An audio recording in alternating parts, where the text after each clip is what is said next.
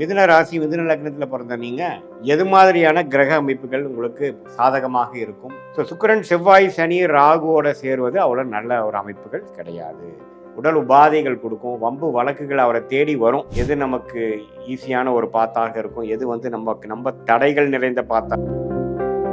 வணக்கம் மிரர் பக்தி சேனல் நேயர்களே, நான் உங்கள் அன்பான சயின்டிபிக் வேதிக் அஸ்ட்ராலஜர் அஸ்ட்ரோ அரிஞ்சி பேசுகிறேன்.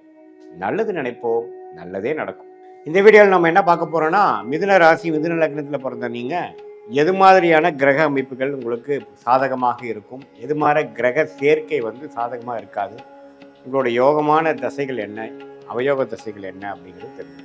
ஸோ மிதுன லக்னம் மிதுன ராசியில் பிறந்தவங்களுக்கு நீங்கள் சிறுவாதிரியாக இருந்தாலும் சரி, மிருகசீர நட்சத்திரம் கடைசி 2 பாதமாக இருந்தாலும் சரி, புனர்பூச நட்சத்திரத்தில் 3 பாதத்தில் பிறந்தவங்களாக இருந்தாலும் சரி, மிதுன லக்னமாக இருந்தாலும் சரி, உங்களுக்கு யோகமான கிரகம் என்னென்னா சனி சுக்கிரன். சனி திசையும் சுக்கிர திசையும் வரவேண்டிய திசைகளாக உங்களுக்கு 9 கிரகத்தில் வருகிறார்கள். அந்த 2 திசை வந்து யோகத்தை கொடுப்பார். அந்த சனி ராகுவோட சேர்ந்திருந்தா யோகம் பாதியாக குறையுது, குருவோட சேர்ந்திருந்தா யோகம் பல மடங்கு உயருது. அதே மாதிரி சனி சுக்கிரனோட சேர்ந்திருந்தாலும் சனி திசை அருமையாக இருக்கும், யோகங்கள் ரொம்ப நல்லா இருக்கும். ஸோ சனிங்கிற கிரகம் குருவோட சேர்வது, குருவோட பார்வையில் வருவது, குரு சுக்கிரனோட சேர்வது, சுக்கிரனோட பார்வையில் வருவது, அதே மாதிரி புதனோட சேர்வது, புதனோட பார்வையில் வருவது, அதெல்லாம் ரொம்ப நல்லது.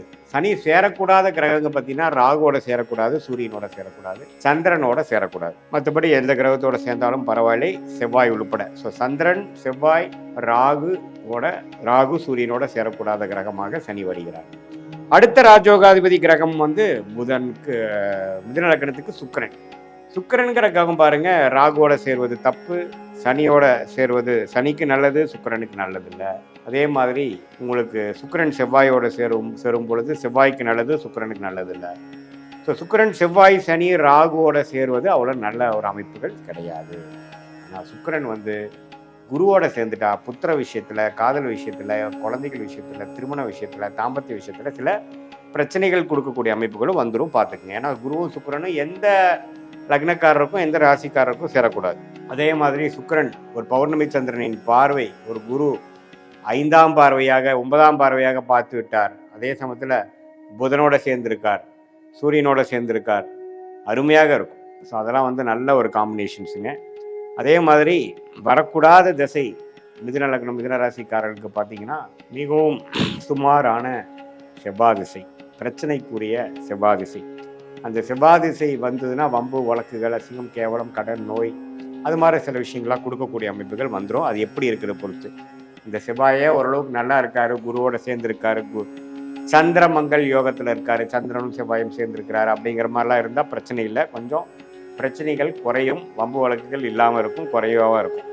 ஆனால் அவர் செவ்வாய் சனியோட சேர்ந்துட்டார், செவ்வாய் ராகுவோட சேர்ந்துட்டார் அப்படிங்கிற மாதிரிலாம் போச்சுன்னா ஒன்றுமே வந்து செவ்வாய் திசை போட்டு படுத்தணும். ஸோ வரவேண்டிய திசைகளாக சனி புதன் கேது சுக்கிர திசைகளாக வருகிறது மிதுன லக்னம் மிதுன ராசிக்காரனுக்கு, விச் இஸ் வெரி குட்.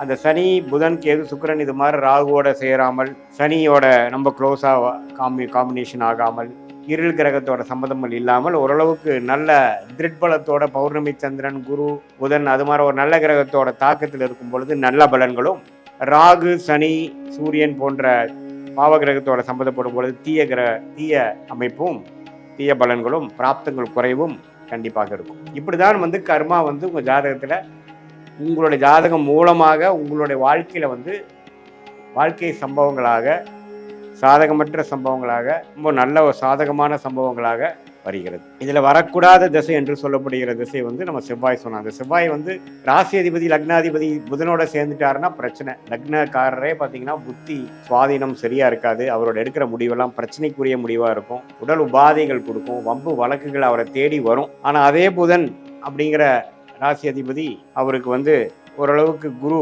சுக்கிரன் அவரோட சம்மந்தப்பட்டுச்சுன்னா அற்புதமாக இருக்கும். ஸோ லக்னாதிபதியே ராசி அதிபதி எந்த கிரகத்தோட சேர்ந்துருக்கிறாருங்கிறது ரொம்ப முக்கியம். ஸோ செவ்வாயோட சேருவது அவ்வளோ நல்லதில்லை, செவ்வாய் சனியோட சேர்ந்து செவ்வாய் திசையெல்லாம் நம்ம படுத்தும். ஸோ அதனால் உங்களுடைய ஜாதகத்தில் இப்போ உங்களுக்கு என்ன திசைகள் போயிட்டுருக்கு, யோகமான திசைகள் போயிட்டுருக்கா, அல்லது யோகம் இல்லாத திசைகள் போயிட்டுருக்கா, அல்லது நியூட்ரலான பிளானட் என்று சொல்லப்படுகிற மிதுன ராசிக்கு பார்த்தீங்கன்னா குரு, சந்திரன், சூரியன், அது மாதிரி சுக்கிரன் அது மாதிரி தசைகள்லாம் போயிட்டு இருக்காங்கிறத பார்த்து அது இது மாதிரி ராகுவோட சம்மந்தப்பட்டிருக்கா அல்லது ஒளி பொருந்திய கிரகத்தோட தாக்கத்தில் இருக்கான்னு நீங்களே பார்த்து உங்கள் கர்மபலன் எப்படி இருக்குது, எந்த மாதிரி காம்பினேஷன்ஸ் நல்ல காம்பினேஷன்ஸாக தெரிகிறது, எது மாதிரி சேர்க்கை நல்ல சேர்க்கை இல்லைங்கிறது நான் சொன்னதெல்லாம் வச்சு பார்க்கும் பொழுது உங்களுக்கே உங்களுடைய பிராப்தங்கள் என்ன, உங்களுடைய தோஷங்கள் என்ன அப்படிங்கிறது தெரிந்து அதுக்கு தகுந்த மாதிரி நம்ம வாழ்க்கையில் இன்னுமே துல்லியமாக பார்க்கணும் அப்படின்னா உங்களுடைய ஜாதகத்தை போட்டு பார்க்கலாம். இது வந்து பொதுவான ஒரு பலனாக நம்ம பார்த்துருக்கோம். ஸோ சயின்டிஃபிக் வேதிக் அஸ்ட்ராலஜி முறையில் இன்னுமே துல்லியமாக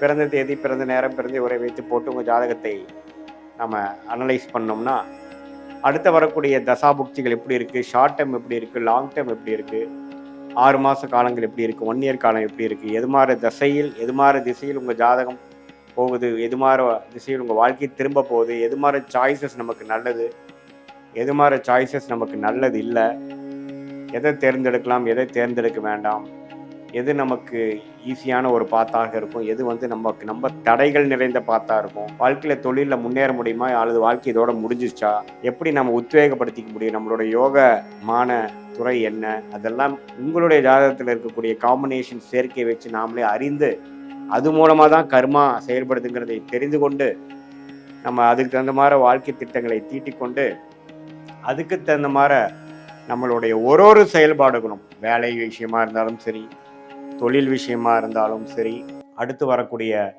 கல்யாணம், குழந்தைகள், வெளிநாடு, பிஸ்னஸ் எக்ஸ்பேன்ஷன், முதலீடு, இடம், வீடு, வண்டி, வாகனம், தாயார், தந்தையார், நம்மளுடைய பூர்வீக சொத்து, இது மாதிரி எல்லா விஷயங்களும் எது மாதிரி அமைப்புகளாக நம்ம ஜாதகத்தில் இருக்குது அப்படிங்கிறத நம்ம பார்த்து ஒன்று துல்லியமாக நம்ம பார்க்கும் பொழுது இன்னுமே வந்து நம்மளுடைய கர்மபலன் நம்மளோட ஜாதகத்தில் எப்படி வெளிப்படுகிறது, எது மாதிரி ஒரு சேர்க்கை, எந்தெந்த கிரகம் சேர்ந்திருக்கு, சேரக்கூடிய கிரகம் சேர்ந்திருக்கா, சேரக்கூடாத கிரகம் சேர்ந்திருக்கா, இதனால பிராப்தங்கள் என்ன அப்படிங்கிறதுலாம் நம்ம டீட்டெயில்டாக நம்ம சயின்டிஃபிக் வேதிக் அஸ்ட்ராலஜி முறையில் பார்த்து அது மூலமாக நல்ல ஒரு பலன்களை நம்ம பார்த்து தேவையற்ற செயல்களை, தேவையற்ற முடிவுகளை செய்யாமல் நமக்கு எது நேச்சுரலாக நல்லா வருமோ அது மாதிரி விஷயங்களை வந்து நல்லா செய்து கொண்டு அதுக்கு வேணுங்கிற டைம்லைன்ஸ் புரிந்து கொண்டு அவசரப்படாமல் நஷ்டப்படாமல் நல்லாவே வந்து பொறுமையாக வாழ்க்கையில் நல்லபடியாக ஜெயிக்க முடியும் என்று சொல்ல விரும்புகிறேன். மீண்டும் மற்றொரு காணொளியில் சந்திப்போம். நன்றி.